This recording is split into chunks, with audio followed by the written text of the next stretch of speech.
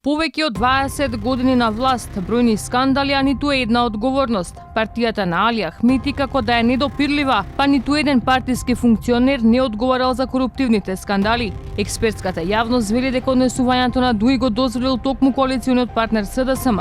Поради страва да изгубат власта, па се спремни да премолчат се. Најголемиот донатор на Дуи од минатата година, Eurovia Доел, ќе добие 1,8 милиони евра државни пари. И сопругата на добитникот на тендерот од 1,8 милиони евра од Министерството за надворешни работи е меѓу најголемите донатори на Дуи. Но ова не е единствениот државен тендер кој паѓа во рацете на Eurovia, фирмата на Елмедин Адеми, внук на поранешниот министер од Дуи Абдулаки Адеми. За 2 милиони евра ќе гради новата полициска станица во аеродром. За 10 дена ќе пропадне конкурсот за нови контролори на летање, бидејќи раководството на македонска навигација МНАФ се посомневало во тренинг центарот од Данска. Проблемот според нив се појавил откако меѓу избраните 8 кандидати, според информациите, не се нашли и деца на двајца од раководството на МНАФ, а неофицијално филтерот не го поминале и блиски на функционери на Дуи. Несудената конзулка Бесмира Јупи доби ново работно место во Министерството за надворешни работи. Веден за трговија со дрога.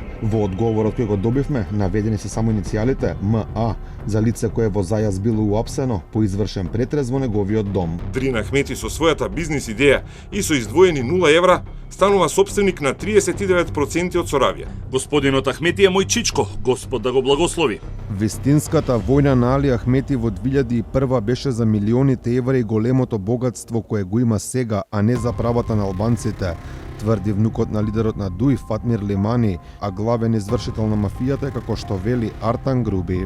Семејството на Ахмети, додека тој е пратеник и лидер на Дуи, се стекнува со мултимилионски имот. Според податоците од Централниот регистар веќе во првата година од работењето, фирмата на зетот на Ахмети и неговиот партнер направила приходи од 12 милиони евра и профит од 2,5 милиони евра. Братот на Дрин Ахмети, 10 месеци по вработувањето во економија, заминал во Брисел и на 16 март годинава е именуван за прв секретар за продлабочување на економската соработка со земјите од Бенелукс.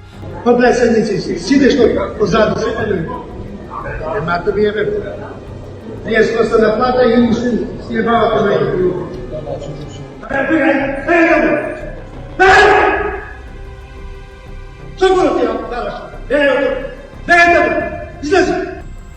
Никогаш не било полошо. Важно е да ги поразиме.